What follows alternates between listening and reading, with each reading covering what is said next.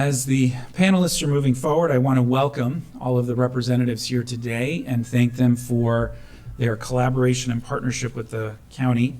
I often refer to this term, but I learned a long time ago that the word suffer is rooted in the Latin word for patience. And so I know our community has been waiting patiently for the last couple of years as this project has hit the pause button. And we received some good news recently, and we look forward to expanding on that good news to get some more details from our representatives here today. Dr. Orlin, I will turn it over to you to make some opening comments, and then I will ask our guests to please introduce themselves. Dr. Orlin. Thank you very much. Good afternoon. As you know, the Purple Line Transit Constructors, the group that was building the line, left the consortium about 2 years ago. There has been some work done by MTA since then. But what used to happen here prior to the pandemic and prior to the Purple Line Transit Constructors leaving the consortium was that the council and or the T&E committee would have semi-annual briefings on the Purple Line. So this is the first meeting the council's had in well over 2 years. And the hope is that we would continue to have every 6 months an update from the group to get to the construction. The newest schedule, and they'll talk about this, would have the project finished in the fall of 2026, 4 years from now, which is about a 4-year delay from what the original schedule was that was laid out by Governor Hogan many, many years ago. With that, I think I want to turn it over to the group. We have representatives from Maryland Transit Administration, MTA, the new construction partner, Maryland Transit Solutions, MTS, and they're all here today to give you this briefing. The last thing I'll say is introduction in the packet for today. You'll see the presentation is in here. There's also a couple of questions that I had raised they provided written answers to.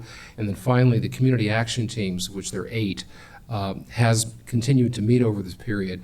And the last set of meetings was in June, and you'll see in the back of the packet several pages of questions that were raised by community action team members and the responses in writing from the team. So with that, let me turn it over to, who is Matt, do you want to start? Yeah, absolutely. The button is actually right by your microphone. There you go.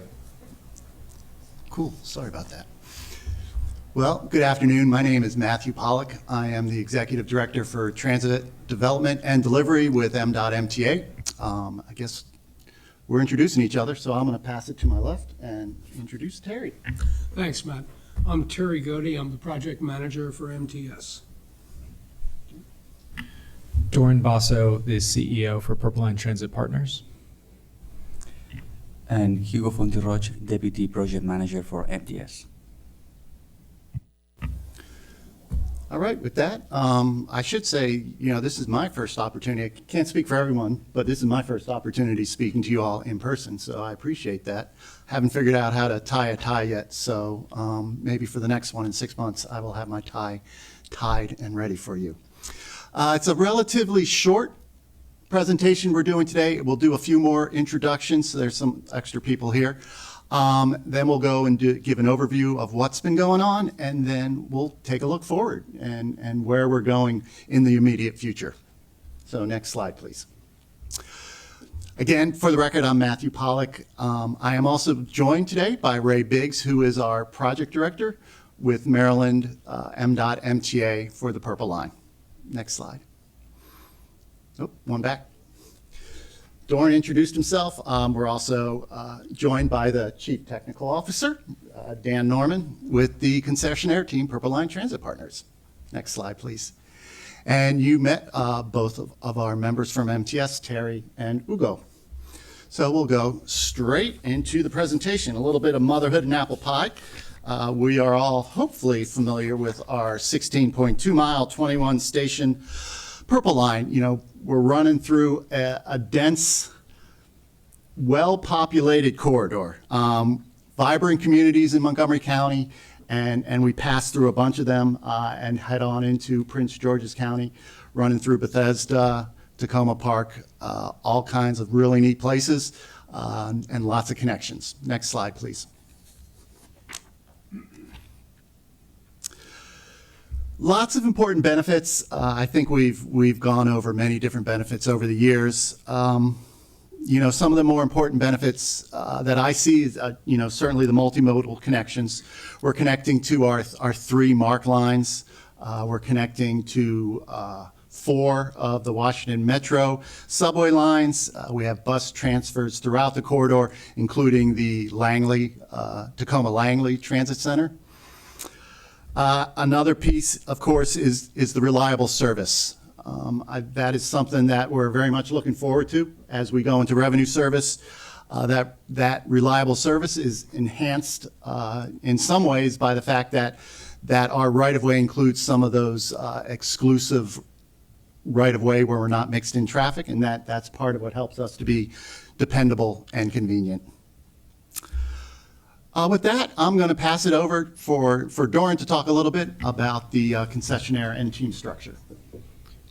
Sure. So this next slide is the structure of the public-private partnership. This is pretty typical for a public-private partnership. We have the client, the owner you just heard from, M.MTA. Purple Line Transit Partners is the concessionaire. We have the long-term contract to design, build, finance, operate, and maintain the Purple Line. We couldn't do that without our strong partners, MTS, who you'll hear a lot more about today. It's worth noting that they've retained 2 key team members, CAF, the light rail vehicle supplier, and Atkins, the designer, who have been with the project throughout. And our other key team member for the operations and maintenance phase is Purple Line Transit Operators, and that's a joint venture of Alternate Concepts, Inc., an experienced operator, and CAF, again, who's providing light rail vehicles and operations services. So if we go to the next slide, we've covered most of what is a concessionaire.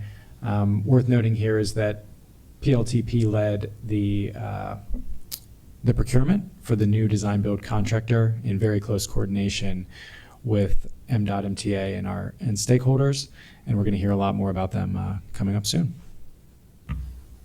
All right, next slide, please. So who is our new design builder? We're extremely thrilled to have Maryland Transit Solutions on board. They've been under contract since April. We got past the Board of Public Works in January, and now we have 2 strong teams helping us get to the finish line. That's Dragados USA and OHL USA. Those 2 teams have some tremendous experience. Dragados was working on that Los Angeles, the LAX People Mover, the APM. That project, I believe, was the largest contract ever signed by the city of Los Angeles. Very big project. And then, of course, on the OHL side, we have the Long Island, the East Side Access Project, which is quite a huge project up in the New York area with, I won't say similar, but it has very dense issues of its own that it has to deal with going in through New York and getting into the major stations. In particular, that East Side Access Project benefits us because we were able to take advantage of some of the major staff on that project who have come down to join this project. We're joined by our new construction manager, our new quality manager, as well as our integration manager are all veterans of that East Side Access Project. So that's very good for us. Next slide, please. This is the timeline that you all have hopefully been seeing for, I guess, about 6-9 months now. So we're currently in between that mobilization and beginning of construction period where MTS is now out there. The state is still out there doing some of our construction, which you'll see shortly. But while we're getting the construction focused across the entire alignment, in some ways, a lot of our focus has to be in that area of the maintenance facility and the test track, because that's really going to feed in to what I would call the critical portion of the schedule, where we need to get our test track complete, and then we can start our testing, as soon as possible and for as long as necessary to get us to a safe revenue service opening in the fall of 2026. Next slide, please. All right, and there you see our light rail vehicle fleet. We have 26 of those 28 vehicles pretty much complete and resting up in Elmira, New York. In fact, 19 of them would be ready to ship if we had a place to receive them right now. We did purchase an additional 2 vehicles over the last year, bringing our total fleet up to 28. That's to help us with our reliability and our run times as we go running, as we try and make sure that it's, you know, a convenient and very predictable service going forward. It's a beautiful car. It's much longer than I think people are used to seeing. It's at 140 feet, 142 feet. It's probably 1.5 times what you would sort of expect to see on a normal light rail vehicle. It's the longest light rail vehicle that's going to be running in the United States. But we're very pleased to have it, and again, it's quite nice, and I think you're all going to really enjoy it when it comes into town. Next slide. Next, I'm going to talk a little bit about the work that MTA has been continuing. We started this work 2 years ago now. In October of 2020, when the prior design builder left, we wanted to keep the project moving forward, so we took on some work, and we've continued that work to try and, you know, give as open a playing field as possible to MTS when they step in. This is a familiar site for most people, probably, the Sleaford Underpass. This is actually looking towards East-West Highway, so the underpass is actually behind us. Kentbury Road and the underpass are behind us. The future path is on the right side, upper right side of the picture, and the rest of what you're seeing is a sand filter for the stormwater drainage, which is actually new to me because I'm kind of used to seeing sand filters be covered in sand. So I was kind of amazed to see that now these sand filters, we actually can have a vegetative layer on top, which really, I think, makes it look nicer considering it's going into a neighborhood.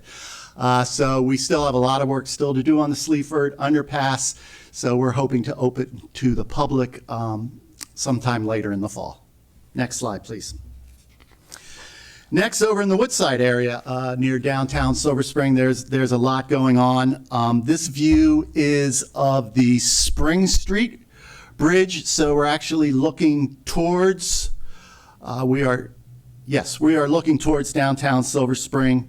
A lot of work that's going on right now along the CSX corridor. That is always a tricky coordination and integration when you're working with the railroads. So we've been trying to do as much of that railroad work ahead of time as possible, again, to make things a little smoother to MTS so that there's less, not none, but less of interfaces with the railroads as well as the Washington Metro. Next slide, please. Downtown Silver Spring, majority of our work. Ramsey, that's right next to the Silver Spring Transit Center. There's still some electrical relocation going on, and we have been quite busy on Bonifant, and I guess East Bonifant in particular. A lot of work's been going on, you know, working with that vibrant business community, gas, water, sewer, a lot going on. I believe we are nearing the end of our utility work. However, that doesn't end Bonifant Street because MTS is coming up right behind us with the storm drain work. So the work will continue on Bonifant. Next slide. Wayne Avenue. That's an area of concern and an area of focus to Montgomery County, primarily, not only because it's you know, a busy corridor, but of course you have the Silver Spring International Middle School right across the street from where our Dale Drive station is. A lot of work been going on there. The sewer work is continuing. That would be what I would call the south or eastbound side of Wayne Avenue, where we have a long-term closure, and we're working our way from Dale Drive back towards Fenton to do that sewer work. There's just a little bit of gas work and overhead relocations continuing closer up to, I guess, the Whole Foods area. And then another major area of work is the sewer relocation, which is down at the bottom of the hill on Wayne, heading back up on the other side of Sligo Creek, where the sewer relocation is working our way up. And that's actually a typo on my point. It's from Sligo Creek Parkway up to Manchester Place, not to Manchester Road. That would be a very short segment. So I only wish it was only going as far as Manchester Road. Next slide, please. Oh, and with that, I will pass it over to Terry to talk a little bit about MTS and their ramping up. And Matt, I'm going to pass it over to Ugo. Well, thank you, Matt. Yeah. And thank you, council members, for the opportunity to present this update on the Purple Line project. This slide explains an important part of the project that we are developing, which is the due diligence, where MTS is verifying the work already performed in order to complete it efficiently with exemplary quality and safety standards. That includes, for example, the extensive survey work, inspection of major structures, including bridges and walls, mobilization, developing and instituting safety and quality programs, site cleaning, restoration of project safety elements, or such as restriping to assure traffic safety. If we go to the next slide. Work is resuming along different areas of the alignment, and a good example is in Bethesda. However, in this area, instead of a tower crane, we will be installing and using an enclosed gantry crane. Thanks to this enclosed structure, we will minimize impacts due to the construction of the Bethesda shaft. In this area, we are currently cleaning Elm Street and setting up satellite offices. Demolition of the existing crane foundation is completed, and we are proceeding with the removal of the shaft capping beams. The enclosed structure will extend slightly to Wisconsin Avenue, and this is why we are coordinating with the MTA and with SHA for I would say, a 2 to 3 years long-term one-lane closure in the area. If you go to the next slide.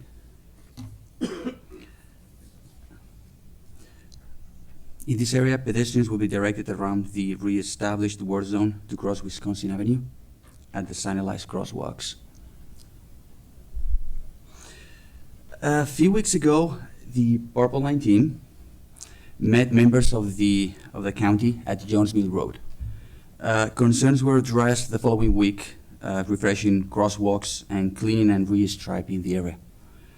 We are currently working on Jones Mill structure. We already installed forms in preparation of the deck pour, and we are currently planning several utility locations in the area. Next slide. Around 400 feet east, we have another structure we are also currently working on, which is Rock Creek Bridge. We refreshed the environmental controls and installed overhangs, deck forms, safety railings, and walkways. The forthcoming work includes rebar and pour the deck. Next slide, please. In Littlesville, all overhangs and safety elements have been restored, and we're getting ready for the construction of cast-in-place walls in the area as well. We're also planning to start work in the next few weeks at Talbot Avenue Bridge. In Silver Spring, we already completed 3D scans and the survey of the previous installed work, and we also began planning logistics to the mezzanine adjacent to WMATA's red line. Upcoming work in this area includes form and rebar installation of elevated structures, such as the one that you can see currently in the picture. And in the Plymouth Tunnel, we are currently cleaning and preparing for the concrete work necessary to install the tracks in this area. And with this, Matt, I believe I turn it over to you. Yes. Thank you, Hugo. So, I mean, the really big message from Hugo's presentation is that MTS is going to be over the entire alignment. And that's really, to me, the exciting part, because when we as the state were managing the work, we were not really set up to do everything and be everywhere at once. So we had to be a little bit more focused in the work, but now that we have MTS back and our design builder and concessionaire are running things again, we should see construction everywhere. And I think it's going to be a good sign. It's a positive sign, and that's how we're going to meet our schedule going forward. So with that, I will turn it back over to Glenn. Well, this is really the opportunity for council members to ask any questions they might have. I'll just start off by saying that one question that's been raised by many, many people, and I've raised it also in my questions, was when can the trail open? Because the Capitol Crescent Trail, well, the construction of the Purple Line largely will be done about a year and a half before it opens for revenue service. The response from the team is, however, is that it basically is gonna be, we won't have an answer until later, but it's likely the case that it won't open early, or if it opens early, it won't be more than maybe a few months, because the area where the trail is, or going to be, is also a staging for work that's going to be happening on the Purple Line construction itself. And I even asked, was it possible to actually have the trail open on days when work isn't happening on construction, Sundays or holidays? The answer there was no, also because they're going to have construction equipment out there. It'd still be a construction zone, it wouldn't be safe. So I know that's not what you want to hear, but it is what the team is saying. They did confirm that the fall of 2026 is the likely target for opening. They haven't settled on a revenue fare structure yet as to what would be charged to the Purple Line, whether it's something like a flat fare or if it's a graduated fare like you see on Metro Rail. That's yet to come. So there are a lot of questions that folks have which they're not really prepared to answer yet at this stage. But really, this is your opportunity to ask again about the team members or the upcoming schedule or anything else is on your mind. And hopefully we'll continue to do this kind of briefing every 6 months, whether it's the full council or T&E committee. Is up to you. Great. I've got a couple colleagues in the queue. I'll just start with a couple questions myself. Thank you very much for the presentation. It is very exciting to see that we're back on track, pun intended. We've had construction sites that have been on hold now, inclement weather, all of that. Has there been an I'm sure there has been, but what is the assessment and evaluation of the project as it currently stands? Are there any concerns about delay? We had supply chain issues obviously throughout the pandemic. Are there any concerns that do you know exactly what you're going to be facing, what you're getting yourself into now that all the assessments have been done? Yeah, I think it's a very good question.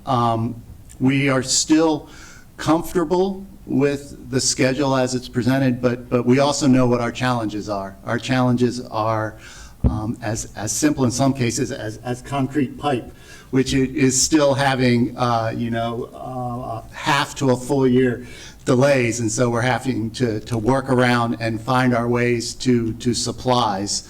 It's also making sure that we're going to get to the full staffing levels that we can, that in the early stages, ramping up is quite okay, but more and more and more is going to be needed, and so it still remains to be seen whether the full workforce is going to be available. I don't know whether Terry has anything he wants to add on it. No, I think you said it perfectly, Matt. We have spent these past months since April putting ourselves in a position where we're absolutely sure that we can start the work and not shut it back down for something that maybe we didn't think of and plan. Mm-hmm. So we have been very deliberate, and now we're starting to see the fruit of that. We talk about mobilization. Weekly, I get the latest numbers from where we are with folks. We're right now today over 100 management level folks. That's both project and construction. And our labor force has grown now to 70 plus. And that's MTS. We do have some significant subs that are in the project that are mirroring some of those forces. So we're in a position where we totally understand what the challenges are. We think that we have mitigated those challenges, and we're truly ready to go to work and not disappoint. Terrific. And just to put in a plug here, so obviously the communities, it's great to brief us, and we will certainly be the messengers and extend this information to our constituents. But I'd recommend that you work with our Department of Transportation and, of course, our regional service center directors, who have a really robust list of community and civic associations who are going to be very interested in the progress firsthand. And so these briefings are terrific. I agree with Dr. Orland, we should continue them, but to the degree to which it's possible, and there's, mistrust. And so I think there's an opportunity to break through that by keeping people informed, even when you always don't have the information, just letting folks know that you don't have it. I think that'd be helpful. Thank you. Appreciate that. I'll turn it over to Councilmember Friedson, followed by Councilmember Rice. Well, thank you very. I am sorry, this is my fault. I had offered the opportunity to our Transportation and Environment Chair to I make will some comments. happily yield to my It's my fault. colleague to the east. We'll start with the Silver Spring slides, and we can move over to the Bethesda slides next. Nope. And we can meet in the middle at I just asked if Littensville. I was on the list. Yes, and it's my fault. The coffee hasn't kicked in this afternoon. So, Chairman Hooker. Yeah, you and me both. Mm-hmm. Thanks, Matt. Thanks, everybody, for being here. Thanks, Glenn, for preparing this and setting it all up. It's great to see you all. It's great to see the project moving forward again. Councilmember Reamer and I are growing old, watching this project, advocating for it. I was at my first rally with Governor Glenn Denning at the Langley Park stop. So it's been very dispiriting to all of our residents across the county to see the delays for so many years, and also very gratifying to see progress moving forward with a new construction team. So we're really glad to have you here. We're longtime supporters, all of us, of the Purple Line. This council and the previous council voted to make it our top transportation priority, and our top ask to the state. Over and over in multiple priorities letters and many, many advocacy meetings. You're among friends, and we're going to continue to do everything we can to try to hold your feet to the fire and make sure we don't see more delays, right? So we heard fall of 2026. Everybody's nodding that we're going to stick with that, right? Many of our questions were asked in writing, and appreciate your responses to that we'll be able to share with the public as well. And Glenn anticipated the question we all have about the opening of the trail, because that's at the top of mind for many of our constituents. I want to bring up pedestrian safety and pedestrian access. Many of us have been in touch with you, I'm sure Councilmember Friedson too, on that topic. But while we've been on walks together, Matt, in the neighborhood, and you've been very responsive to some of our neighborhood leaders and state delegates, we still have real problems every single day. And I run through these areas, Wayne and Sligo, Manchester Place, Littensville, and certainly now around University Boulevard with the construction starting there in the Long Branch area. I would really ask you to continue to be responsive, but I think we just need to see more staffing and more changes to the physical infrastructure to guarantee pedestrian access. Literally Saturday, I was walking my kids through the site at Wayne and Sligo, and it was nice to see it staffed on a Saturday with flaggers moving the traffic through. It was hard to even figure out whether we were supposed to go to the left or the right, which sidewalk is open or closed, where there's a sidewalk open, there's not a crosswalk to get across, things like that. So I think there's a lot of detail, and there's still room for more improvement. I'm grateful for your recent engagement on this, but I think there's room for improvement, and there will be more in University Boulevard and elsewhere as the construction steps up there. I wanted to ask you about, very glad to see the renewal of the project labor agreement. That's great. I'm a big fan of those everywhere, but particularly where skilled labor is so hard to find lately, and that was the problem, a challenge pre-COVID. That covers most or many of your workers. That doesn't cover all your workers. Do you anticipate any other shortages of skilled labor, especially in some of the more highly trained job categories? Yes, sir. I don't believe we do at this time. I think when we look at skilled labor, I think the one issue that we may have going forward is with operating engineers. Mm-hmm. I think we have signed an agreement with the laborers, with LIUNA, I had hoped to tell you that we had signed the agreement with the carpenters. We had one more round of relatively minor comments with them. And then we'll go and chat with the operating engineers as well. We do hear that there is a shortage, maybe an extreme shortage of skilled operators available. So we're assessing how we deal with that. We will, but that's if we have a concern, that's where it is. Okay. Both operators and operating engineers. Yes, And you're still in discussions with the carpenters? we had a couple of minor comments back and forth between us and them this morning. I'm quite confident that agreement will be signed. In the next days. UOE as well? Yes, Liuna, Okay. we have Liuna an you signed, but agreement the signed. operating engineers you're in discussions with still? Yes, Right, okay. operators will be next for us Okay. to chat with. Great. I think Glenn asked my question about the trail. I think I'm good, Mr. Chairman. Thank you all. Thank you. Councilmember Friedson, followed by Councilmember Rice. Well, thank you very much. First of all, this is a project that is as old as I am. Literally. 1986 was when the Purple Line was started, and I haven't aged that well, but I imagine I've aged better than this project has so far. So we're hoping that you move forward and age this better, and I'll continue to head on the path that I'm heading on. However, that goes, I was thinking earlier and actually talking with a community advocate recently about Harry Sanders and thinking about how Harry Sanders' son now is carrying the baton as a main advocate for the Purple Line. And I was thinking to myself, I hope that we don't require his grandson to continue this effort. So I appreciate that we're at this point. Welcome to the new team.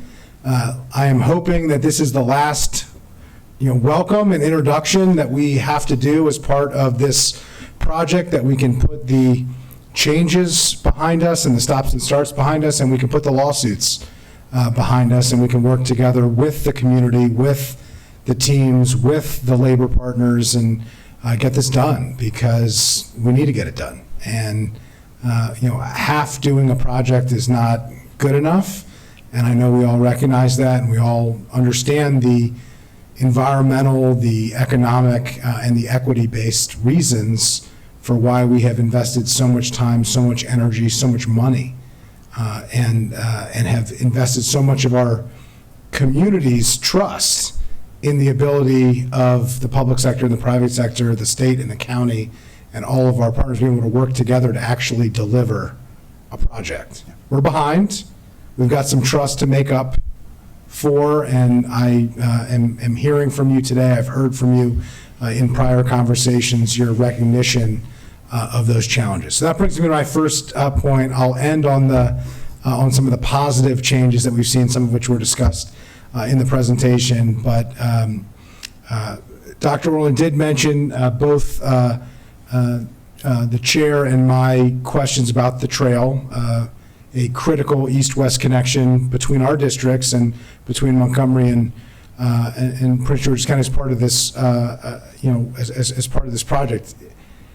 Originally, when we had spoken with the prior regime, there was a commitment that once the trail was completed, there would be a 12 to 14 month period of testing of the trains, and that the trail could be reopened with intermittent closures required for construction, tweaks and changes and, equipment as needed as part of that testing, but that the default would be to open the trail at the earliest possible moment where safety could be protected, which of course we all recognize safety issues. That commitment is now gone. I just want to reflect that.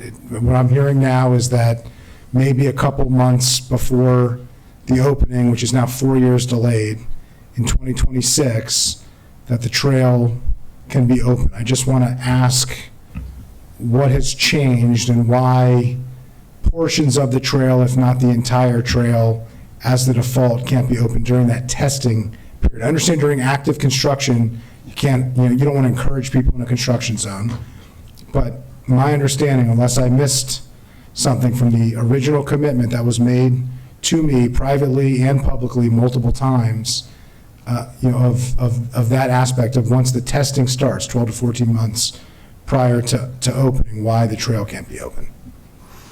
Yeah, absolutely, council member. I would say, well, I'll say first of all that that we are unable to make any commitments as far as opening it early. So to the extent that that does differ from past statements, then absolutely it's a different statement. I think we don't have full transparency into what type of construction was being viewed under the prior design builder, and actually how they were planning to complete their construction without having to use those access points. We haven't set up the P3. It wasn't planned in that fashion to restrict the usage of that area for construction in order to complete it. And so we're not really in a position at this point to make any changes that would in turn impact the sequencing of MTS or their construction plans going forward. And so we can't we can't make that commitment that it would be safe and available early. Okay, I'm going to strongly urge you to find any and all opportunities to be able to open the trail. And I wouldn't say early, I would say prior to the completion of the train project. For many residents, the trail is just as important and will be used just as much, if not more, than the Purple Line itself. They are seeing, these were sold as two sides of the same coin. We'd get a new and improved trail and a great train, and we need both. And so in the chair's district, in my district, people use the trail not just as a recreational opportunity. This is how they get to school. This is how they get to work. This is how they have lived their everyday lives. It has been robbed of them with the commitment to be returned better after a temporary period of time, and that temporary period of time is getting longer and longer and longer, and it would really go a long way to restoring the trust that we all need to do some work here to rebuild within the community, to demonstrate that there's a recognition of that. So I'm going to want to really urge you on that point, because it is a change from what was committed here at this dais and in private, and it needs to be addressed, and it is a very, very significant issue for a lot of residents that rely on that trail as part of their everyday lives. So I want to note that. I do want to thank you for your efforts. Speaking of community engagement, it was mentioned earlier, the intersection of Jones Bridge and Jones Mill Road, the Copeland Terrace community is one of the most impacted communities by Purple Line construction, and really appreciate the work that has gone in since the new team has been in place. There has been a change to how those engagement efforts are happening. It's appreciated, and it's seen now that school is back in session. It's going to be especially important to make sure that that ongoing communication is happening for safety of everybody on your teams and in our community. And so I just want to make sure that we're continuing to have that. That wasn't a one-off effort or series of conversations. That's going to be an ongoing commitment. So I'm seeing nodding. I want to reflect in the record that you're committing to that, this community in particular, and communities more broadly, as Council President noted. But I did want to acknowledge that there has been positive progress on that. I did want to ask about the trains. You mentioned the trains. They're basically done. We'd have them here. I'll note the difference. We have one transit authority that can't get trains and another transit authority that has trains but can't use them. If only we could combine those two, we'd have the type of transit that we all want and need in the county. But what's the life cycle expectancy generally of a light rail vehicle? That's a fabulous question. I think that these vehicles in particular, I think they're 40 years. And that's pretty typical. You know, you see vehicles, we've all ridden WMATA, and we see vehicles that are now 40 or 50 years old that have been heavily used, and some of them certainly show signs of age and maybe misuse. I think these are different vehicles. They see a different type of service.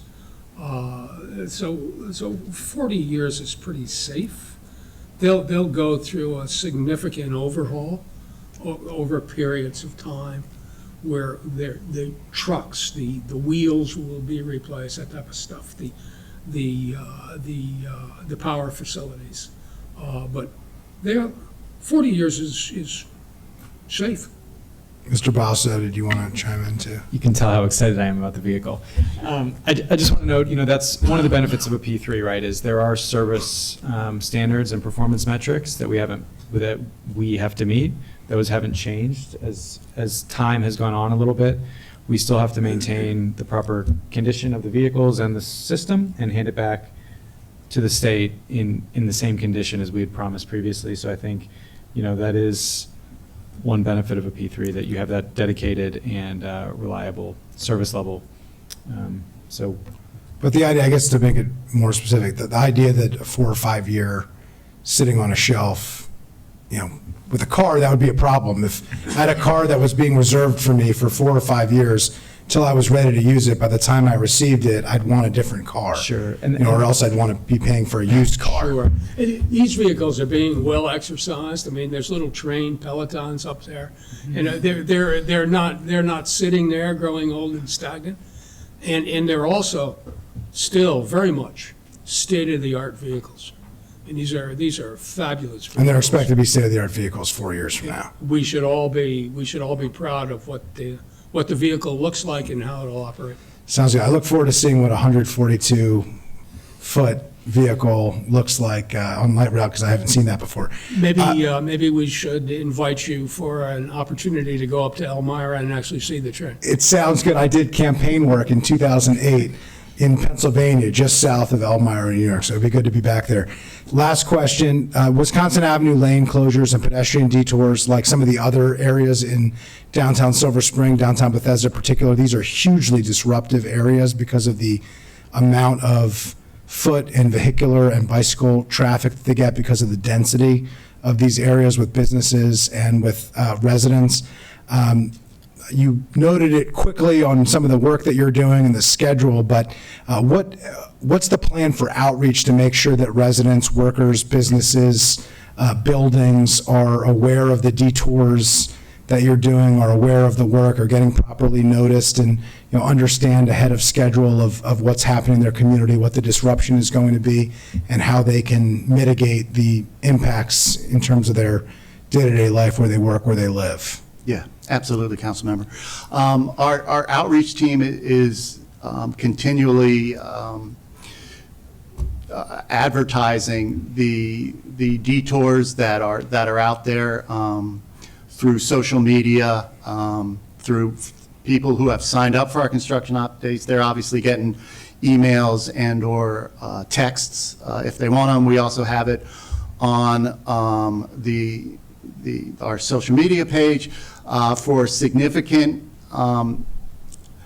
impacts to businesses. We have our business outreach teams who are walking around the community speaking to those businesses, so they're understanding what's going on. For the Wisconsin detour, it's kind of unique in what I would consider a good way. You may consider it a bad way in that it's long-term. The good news is that it's not going to be continually changing. It's going to be one detour that is going to be put in place for a couple years, Ugo? Yeah, okay, so it's going to be a solid 2.5 years, and so you're going to have that detour right around where that Bethesda shaft is, where they're putting in that structure, and that will remain in place and be the detour. Well, given the relative permanence of that detour and the amount of people that it will impact. I'd encourage you to do an on-site community event where you actually explain what that is going to be, invite residents, invite businesses, invite community stakeholders. I'd be happy to work with you to set that up, but I think it would be helpful, and since you don't have to do it every week when it changes, it would seem to me that that would be both appropriate and well-received. So with that, I'll yield back to you, Mr. President. Thank you. I've got Councilmember Rice, followed by Councilmember Reamer. So I'm going to be quick. My colleagues have asked a lot of questions, and being born and raised here in the county, as Councilmember Friedson has, this is a long time coming, and so we're very happy to see us finally on track. However, I do just want to make sure that folks who are watching do understand that there's a lot of information that's been put out there about why these delays have happened. The reality is that there were a number of missteps, not due to the current contingent that's in front of us, that led to these missteps when it came to us extending everything from the most recent, which was the concessionaire having a force majeure as part of its contract with COVID that could have relayed the costs back to the current concessionaire, but we as a state decided to pick up the cost, we being all of us as taxpayers, and certainly has a huge impact on us, and also had a 1.5 year delay in terms of picking that new concessionaire as well.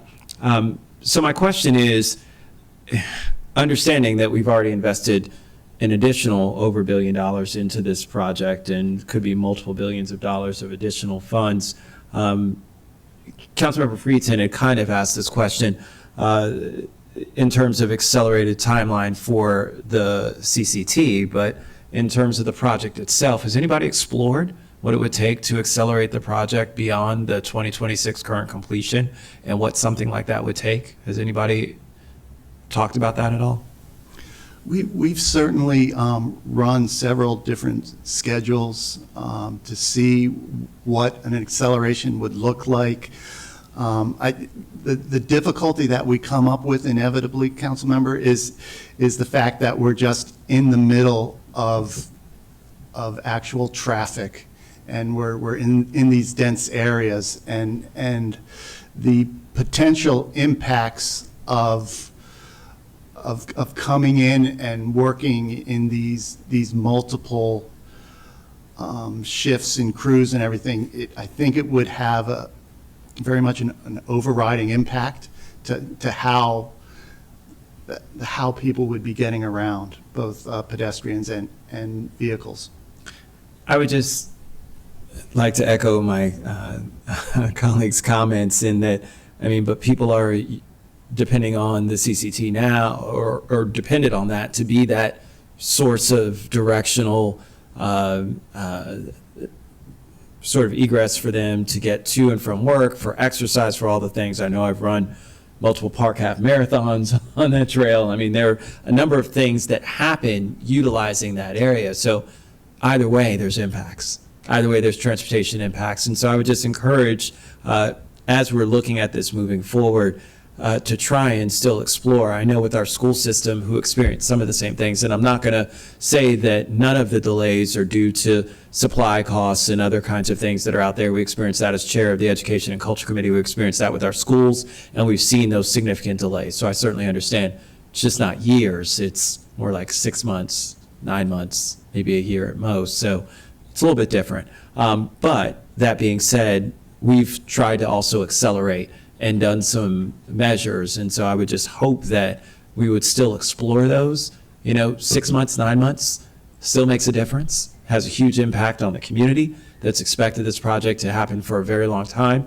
There are a lot of folks who are in the community that are looking at this from an economic development standpoint who also are now waiting.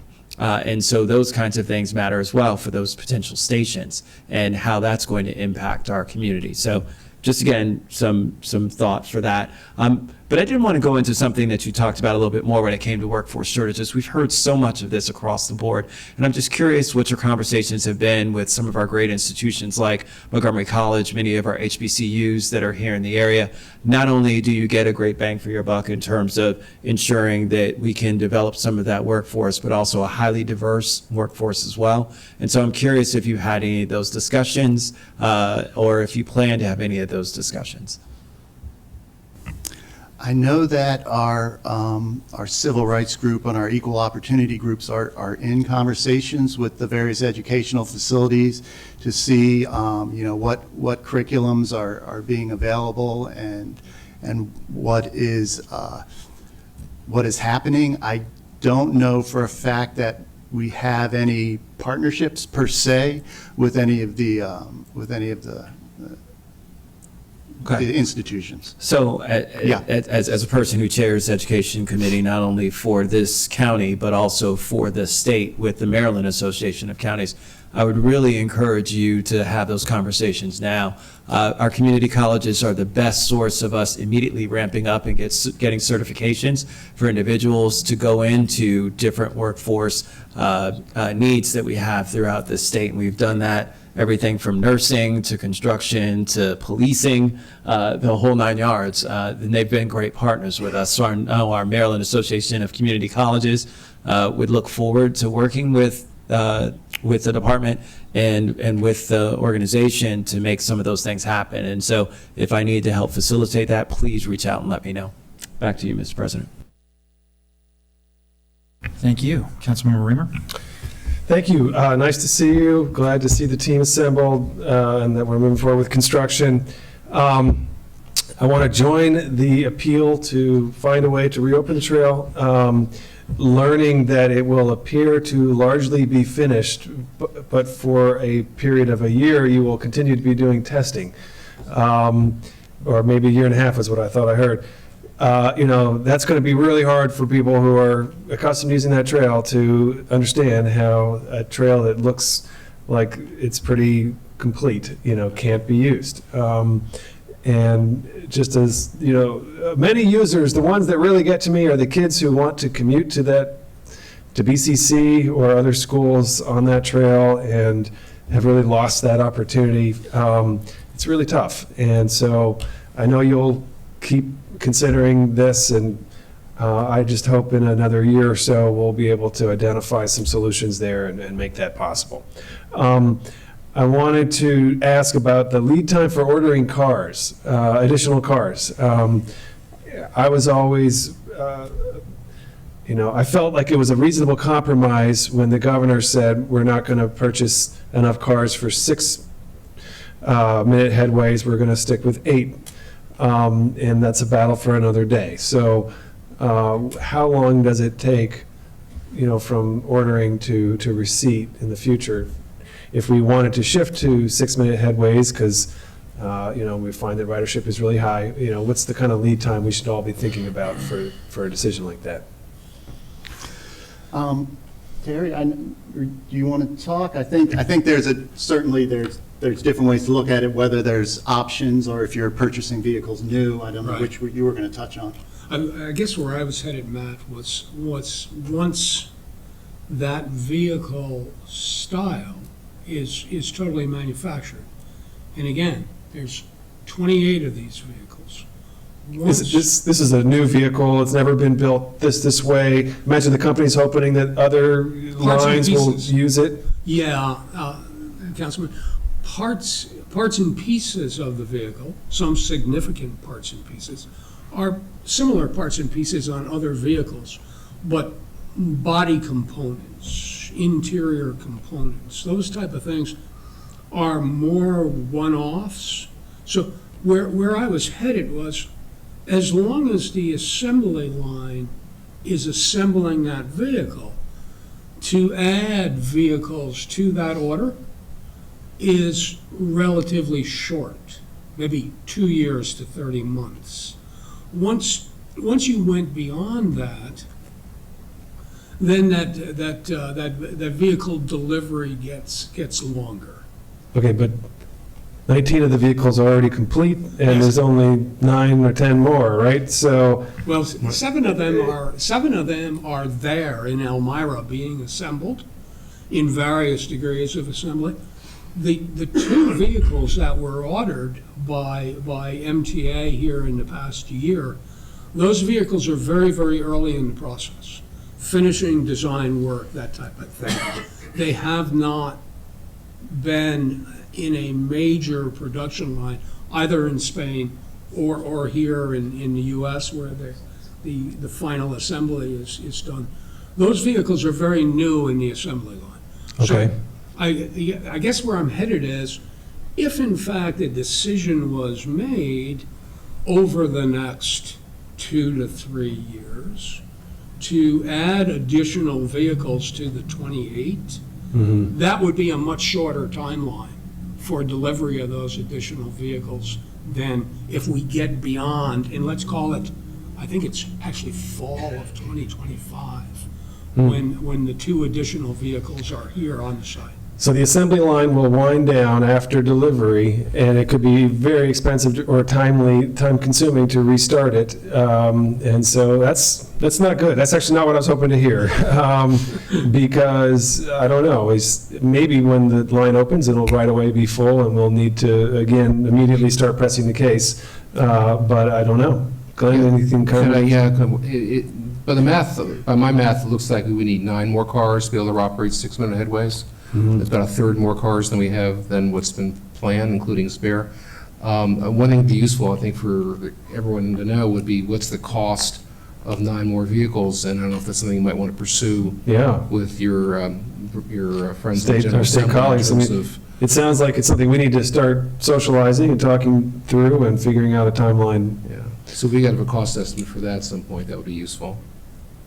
Yeah, Yeah, we'd absolutely. appreciate a cost estimate on additional cars so that we can begin planning for a long-term Purple Line with 6-minute headways, not 8-minute headways. Thank you.